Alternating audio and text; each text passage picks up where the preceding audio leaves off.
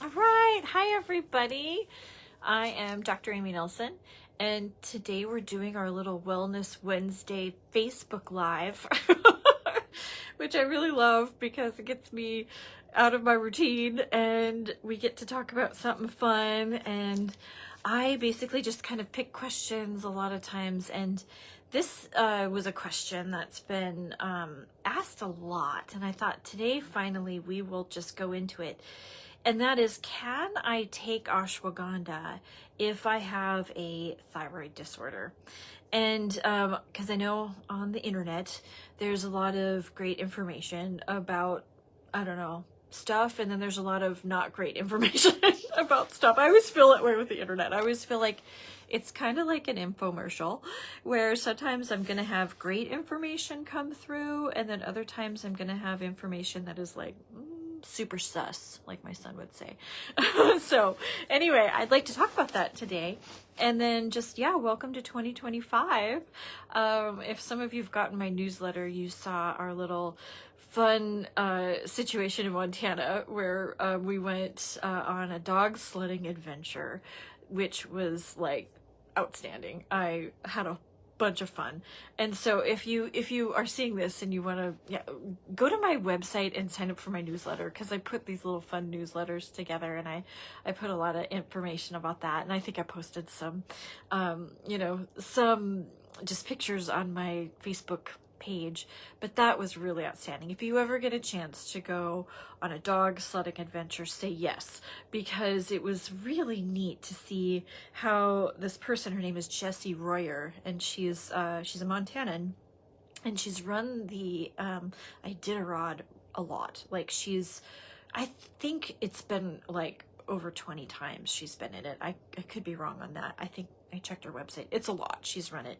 And she's gotten top 10 several times. She's gotten third place a few times. She really wants to win it. And so it's kind of neat to train with her because she knows all of her dogs, and she, she's such a wealth of information. She has this, kind of mindset that she's very self-sufficient. She's very independent.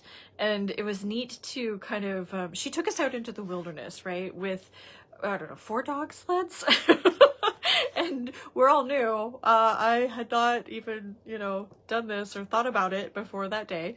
And so it was really outstanding to kind of like do something different, do something that scares you. I think that's important for everybody, is to get out of your comfort zone. I mean, you don't get to test yourself until you are in different situations, and you'll surprise yourself. It increases your confidence, it increases your learning, and all that stuff, right? Like if we had our druthers, oh my goodness, our little worlds would be quite small, wouldn't it? So it's nice to go on adventures and find new things and do new things and be challenged, right? And be uncomfortable and get over it and and all of that. So we had a fabulous time dog sledding with Jessie Royer, and I don't think she's running the Iditarod this year, but next year she definitely is going to go through it. The Iditarod is this wonderful race that happens in March, and it's from, I think, Anchorage, Alaska to Nome, or it might be vice versa.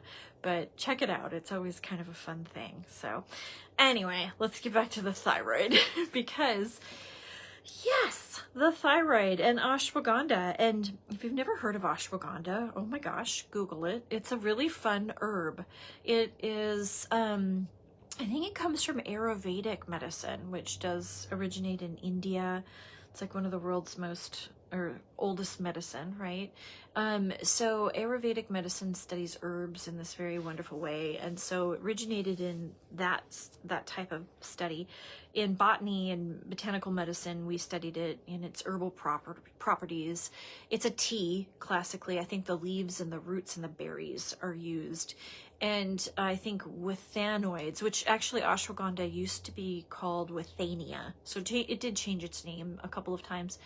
And the withanoids are the kind of components that are very unique to the plant. And they are studied in a litany of different ways. We know it to help with stress management. So you know your stress reaction, you know the nervous system. We've got, our old adrenaline profile that goes kind of wild.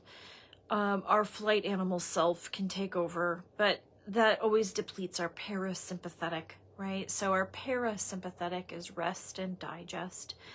And that the star of that show is GABA, gamma aminobutyric acid, right? And GABA, when you take a big deep breath,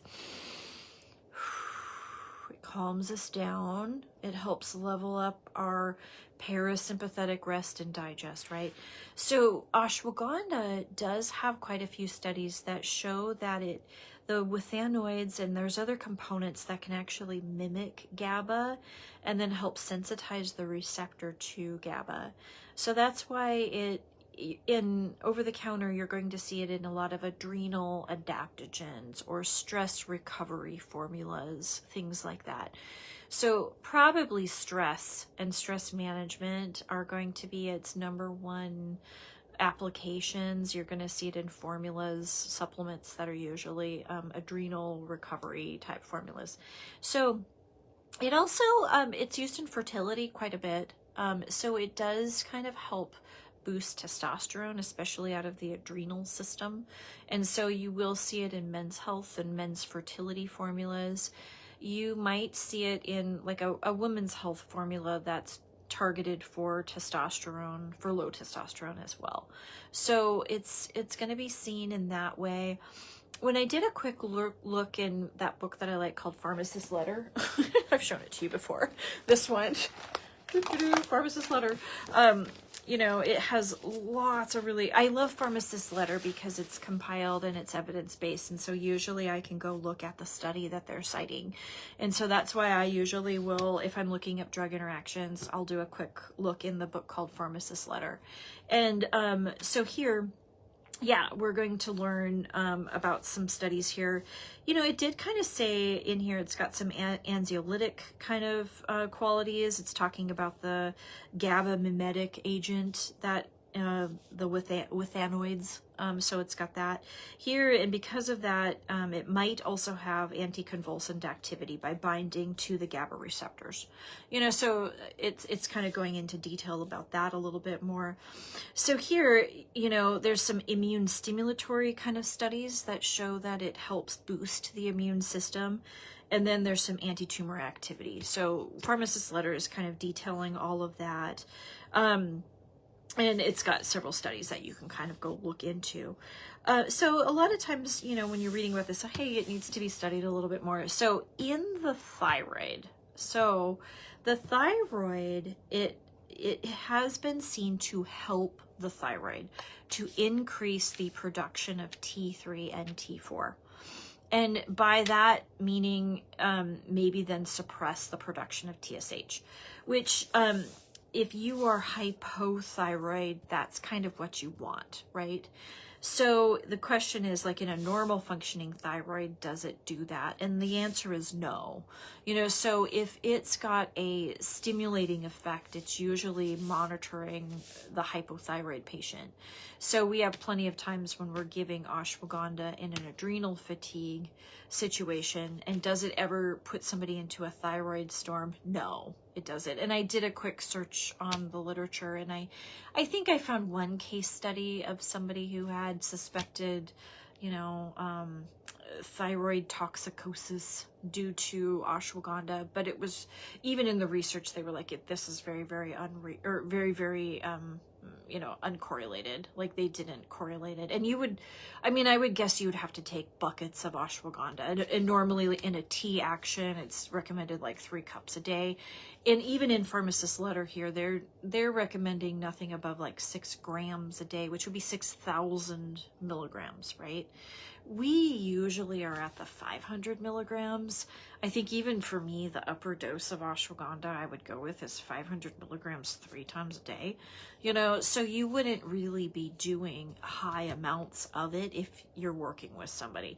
If you're doing your own thing, doing your own druthers, yeah, that would be excessive amounts of ashwagandha. And I would wonder why you're doing that. You know, so if you're deciding to do something like that, that's a you problem. Like you need to really kind of check that over with your friends and family and the people around you, because yeah, you wouldn't be really taking like 6 grams of it. That would be like almost a half a bottle, like within a couple of days, you know?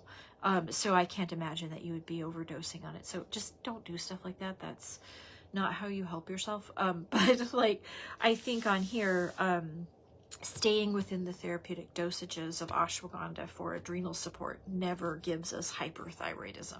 Okay, so let's talk about why there would be a warning if you are taking thyroid medications to not take ashwagandha. That would be because if you are taking if you're taking ashwagandha, or if, let's say you're taking levothyroxine or Armour Thyroid or Nature Thyroid, you're actually giving yourself synthetic or glandular T3 and T4, right? So then you go to take ashwagandha, and if ashwagandha is helping your thyroid out, now you've got quite a bit of T3 and T4. And yes, you can be feeling uncomfortable with that. So signs of excessive, T3 and T4 production would be that hyperthyroid feeling, right? So increased heart rate is usually the first one. And people usually increase heart rate without doing anything, like just sitting here and all of a sudden my heart rate goes up. Or it can be induced too. I don't want you to think like, well, my heart rate really zipped up and I just got up from this chair and walked around. Like, no. So yes, if you're exercising and your heart rate goes up in an irregular way, that's never happened before. If you're walking and it goes up. But also know that the thyroid people who have hyperthyroid symptoms will have the heart rate go up even willy-nilly, right? So there's that. That can also involve the blood pressure. So the blood pressure can be going up too. Usually they feel pretty anxious. They're very like, it's hard to calm down. It's hard to stay calm. So that goes with that territory. Like somebody feeling just like, gosh, I can't calm down. It's really hard. I feel really anxious, like I'm having a panic attack. And maybe they go get worked up for a panic attack even, So that's part of that picture. Restlessness, feeling uneasy, sleep disturbance, of course. The other thing could be they lose weight or not. Right, so weight loss, like a rapid weight loss without trying, which I know some of you are thinking, God, I wish, but yes, I understand that. But there's also people who have a hard time gaining weight too. So I have both in the practice. So I always am careful about being like, gosh, I wish, we could all have that situation. But the folks that have to gain weight they struggle too. So if you have a hyperthyroid situation and you lose weight very quickly without trying, yeah, that's why. Now I have plenty of people who have hyperthyroidism and they have weight troubles still, like they have trouble losing weight. So it's not always a correlative situation. It's not always directly linked to that. So your weight can change, in different ways from different things. So anyway, there's that. There is exophthalmia. That's that you can kind of see if somebody's like eye. So like with hyperthyroidism, there can be a little pocket of fluid that develops in the back of the eye up against the ocular cavity. And that tends to push the eye out a little bit and can loosen all those delicate little muscles around your eye. So you will see this thing called exophthalmia. And people will kind of have these eyes that kind of pop out a little bit. And, it's characteristic of hyperthyroidism. And so, every so often you'll kind of see that. But normally the first reaction is anxiety, racing heart rate, potentially elevated blood pressure. So that said, you don't want that. Excuse me. And so that is not great, right? So what happens is, when somebody gets screened for a thyroid condition, they usually get a TSH level. So TSH, let's just talk about the physiology of the thyroid. So your pituitary releases TSH. Now it actually is communicating with the hypothalamus, which releases thyroid releasing hormone. We rarely test that. That one I think is a more sophisticated test that your endocrinologist would probably run if there was, other considerations for why the thyroid's out of balance. And we won't go into those. But your classic kind of hypothyroidism, TSH is controlling the thyroid. The thyroid lives here in your neck. And your thyroid makes free T3 and free T4, okay? And TSH tells the thyroid what to do. So an elevated TSH, meaning, 4, 5, 6, that's hypothyroid. My thyroid, the pituitary is yelling at my thyroid, right? So it's trying to stimulate. So it's opposite, and people get confused by this because the number is high, it means hypo. If the number is low, that means the pituitary is like, don't talk to the thyroid. Oh my gosh. It's thyroid is overstimulated. So hyperthyroid is a low TSH, right? And so in functional medicine, 0.45 to 1 and 2 are normal ranges for the TSH.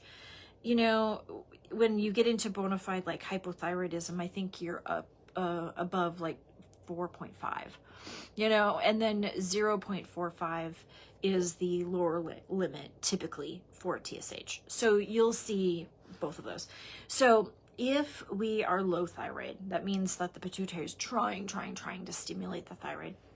So the thyroid gets the message from the TSH to at what speed to operate, right? Now we need iodine, right? Iodine is the rate limiting step for thyroid production, thyroid hormone production. And iodine you get from eating seaweed and certain fish and, like vegetables that were grown in iodine-rich soil, like root vegetables, like carrots and potatoes and, those kind of things. Are we classically having lower and lower iodine exposure in our diet? Mm-hmm. Yeah, absolutely. Because think of our soil quality really isn't doing so well. We're kind of, in our food supply, we're seeing that we've got kind of more nutrient poor like vegetables coming through and food in general coming through. So it is, and do you and I eat seaweed enough? No. We should probably seaweed should probably be one of our food groups, quite honestly, because you get a lot of great minerals out of seaweed and you get a lot of great like calcium and magnesium and all that kind of stuff. So yeah, we don't really get enough of that. And you and I probably don't really eat enough fish. Maybe we eat it a few times a week when we probably needed it once a day, so we don't have enough exposure to iodine. So rate limiting step in chemistry, like if you are making cookies and you run out of, let's pick an ingredient, eggs, you can't make any more cookies, let's say. So it means that rate limiting step means like if this thing is not present, then it halts all production. So the rate limiting step for T3 and T4 production is iodine. Well, why don't we test iodine levels? Well, iodine serum levels aren't very valuable because remember, iodine's concentrated by the thyroid. So will the serum levels show normal, but the thyroid be depleted? Mm-hmm. Yeah. So it's hard to find a test that really demonstrates the balance of the system, right? And we talk about that quite a bit, is you want to find your steady state measurement, right? So if you're picking blood and you're like, for example, magnesium too. Oh, my magnesium was fine in the blood. RBC magnesium is what we test, right? Because that value doesn't show that the system is doing well, so the number, this happens a lot in nutrient testing, is like, well, I got this nutrient test and it said, like my hair analysis said blah de blah, and you're like, well, you kind of have to back up and look at the biochemistry of the body to see what tissue could be overactive, underactive, or whatever's going on, because it's not such a linear thing. So in iodine, back to iodine, yeah, there is a serum level, there's a 24-hour urine level. So you can measure iodine in the urine. Yeah, have someone do a 24-hour urine level. It is horrible. Like, that is the hardest test. You have to carry a jug around with you, and every time you urinate, if you're like me, you urinate 50 times a day. I'm kidding. I drink a lot of water, or I try to drink a lot of water, and so, oh my gosh, I laugh at that. That would be my worst test, is to do one of those 24-hour urines. Is like, oh my gosh, you would have to remember to always collect your urine every time you go to the bathroom, and you can imagine how hard that test is to actually get accurate. So there's a 24-hour urine test for iodine, serum test for iodine. We used to do that iodine patch test, so go watch that video. That one has some pretty good evidence-based medicine behind the iodine patch test. So that one would have been our test of choice. Lately, I usually just look at the T3 and T4 numbers themselves, and I kind of, get a number crunch on those, and I try to understand the iodine from that aspect. So iodine needs to be there for T4 and T3 production. Now, next step. Iodine, well, and we need tyrosines. So tyrosine is an amino acid that when stuck together makes the thyroglobulin backbone. So we're saying T3, T4. T stands for thyroglobulin, which are tyrosines hooked together, and then the number corresponds to the amount of iodines that's on the outside of this, hormone. Thyroid peroxidase, TPO, that's the enzyme that the thyroid uses to cleave off one of the iodines. So T4, you have the enzyme cleaves off one of the iodines, and now it becomes T3, okay? T3 is the active thyroid hormone, goes to your tissues and is like, hey, tissue turnover at this rate, or cell divide at this rate. So the thyroid hormone actually controls a lot of genetic or DNA replication, right? So it tells, and that's how much your cells turn over, right? So it's telling your body the metabolic rate. So if TPO's car key is selenium, right? So now we need selenium. Here's another nutrient. So you can see that the thyroid needs some very specific groceries: iodine, tyrosine, selenium. Those are the stars. So if we don't get enough selenium, and is selenium like in nutrition all the time? No. Selenium's in a lot of really peculiar foods like Brazil nuts and squash, and I think mushrooms have selenium in it. It is actually pretty easy to get selenium when you know what food you're looking for, and so we could do a whole segment on selenium itself. So 200 micrograms per day is the recommended daily for selenium, and you can have toxicity, so don't go gangbusters with selenium. You can have too much selenium and it's bad for you, so know what you're doing. But selenium itself is the car key then to run the TPO enzyme, right? So why does somebody get hypothyroid? Remember, it's not that you're hypothyroid, it's why are you hypothyroid? And you can have not enough iodine, you can have not enough groceries, just like we said. So that would affect the output of T4 and T3, and that would cause TSH to be high, right? So that's important to know.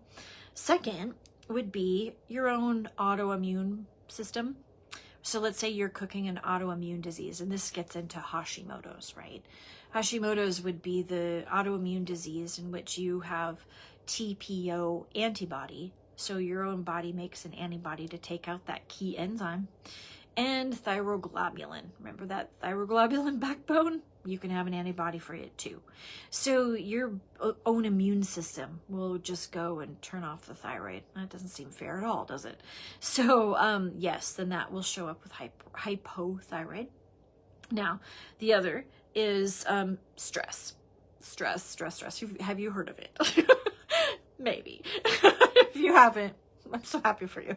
No, I'm kidding. Stress, cortisol.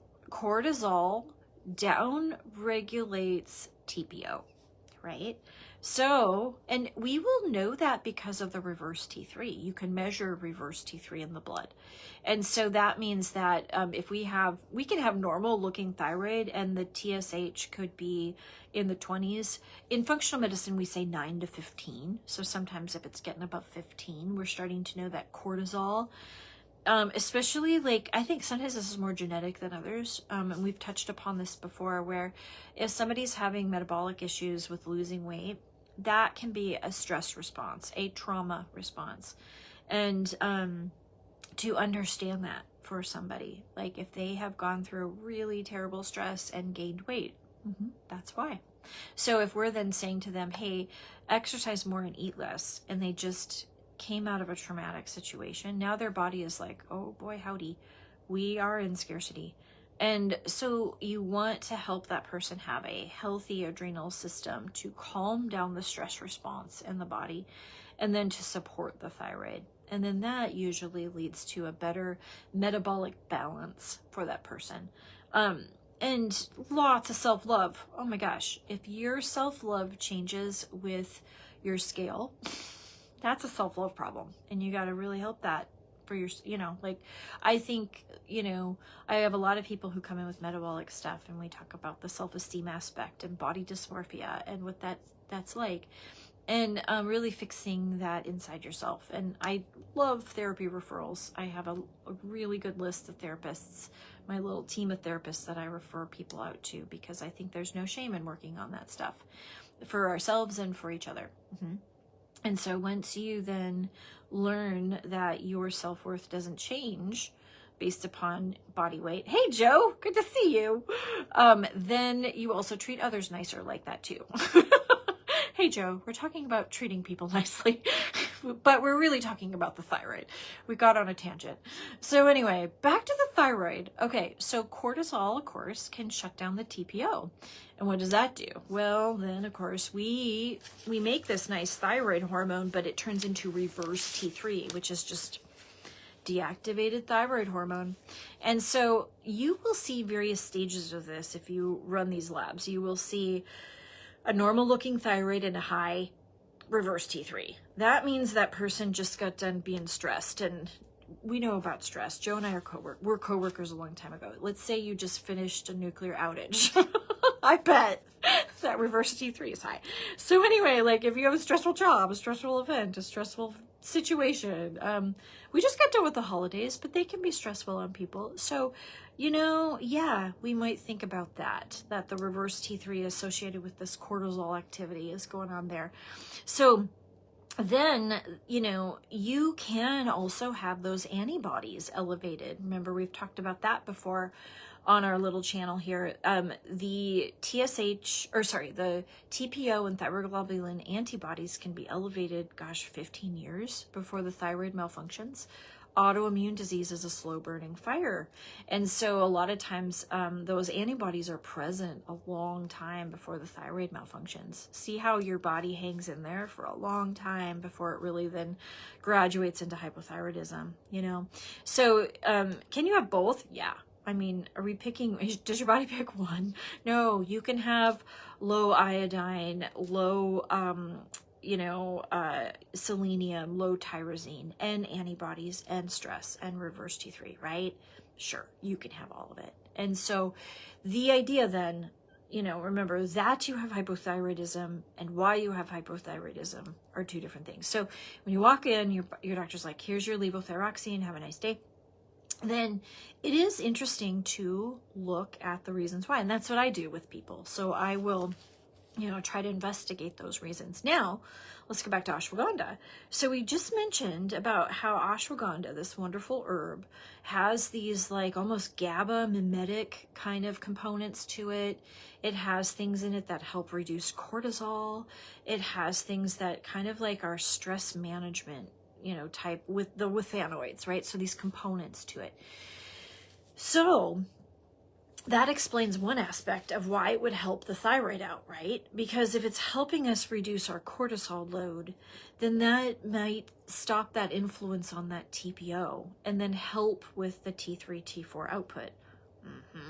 So if stress is one of your major reasons why you have hypothyroidism, then ashwagandha would be helping that, right? So if you're taking thyroid meds and you're trying to manage your stress differently by using that herb, would you potentially have a hyperthyroid situation? Maybe. So then you get to make a choice. You get to say, okay, maybe I get to lower this T3, T4 medication, right? That's a valid question you get to ask. Because it depends on what your goals are. If you really want to heal something and get through something and, get over something, then great. Now, the other aspect is if those antibodies are elevated to the thyroid, oh yeah, you probably need that, medication. So a lot of times if somebody's on a medication, they want to get off it, but they have high antibody levels, we have to wait for those antibody levels to go down. And we usually, we could talk about that in a different podcast. What am I doing? A different whatever this is today, the Facebook Live, because that would be changing the nutrition, a lot of times helping the immune system out, assessing out, vitamin D levels and, working on that. So you can work on that and you can lower those antibodies. It's a project. And maybe, I don't know, we could talk about that next week if we don't have anything else to chat about. So that is also important. So you have to be on those medications as you're working that riddle. So by monitoring your free T3, free T4, TSH, and your reverse T3, you can work with ashwagandha when you are solving those problems. And then you can either have two choices. If you want to not take ashwagandha and just take your medications, that's fine. Or if you want to lower the medication, that's a choice. So it often is a great choice for somebody who does want to try to fix their thyroid and get off the medication. And that's a great thing for you to chat about with yourself and your family and your doctor, and and I'm always here too. So if you it is to say, yes, be cautious about taking ashwagandha if you are on thyroid medications. But I think you would, I have plenty of people who take them both, and I monitor labs all the time. So that's why we're doing it. If you are wanting to adjust a dose, it's a good tool to do that. So, and milligram dose, like we originally talked about. So again, if can you take a toxic amount of ashwagandha? Oh, I bet so, and upper dosing, here in the pharmacist letter book, it says don't go above 6 grams, which is 6,000 milligrams. And usually I told you, we're at 500 milligrams, or even 500 milligrams 3 times a day is the uppermost dose that I would even consider. Now teas, you can find this in the store, and you can do probably 3 cups a day, but I think, anything over that would be bad. If you have thyroid medications, you would be even under that. So I probably wouldn't even go higher than 500 milligrams. And a lot of times you'll see the ashwagandha in the formulas is really at 100, 150, 200 milligrams. I have to really go search for a 500 milligram formula. Yeah. So the answer is, can I take it? Yes, but be careful and make sure you're working with somebody who knows what they're doing. If you don't have access to that, then pick a different adaptogen for the adrenal system. So if you're taking ashwagandha for stress, pick something else until then. Probably an easy one would be Shazandra or holy basil or magnolia bark. Those guys are pretty easy peasy. I guess licorice root gets talked about a lot, but sometimes that can have a blood pressure thing with it. So if you were just to try to pick an easy adrenal adaptogen, probably holy basil would be, it's called Tulsi tea. That's an easy one to work with. But yeah, so I guess that's that. Gosh, that went fast. So next week we could surely talk about the thyroid antibodies, unless something else happens. And yeah, we will, I think, I guess see you next week. If you get any questions, I guess you could message me through the Facebook thing, but I usually don't check that very often. So just go to my website and you'll see how to contact me. And yeah, we can go from there. So bye, Joe. Have a good day.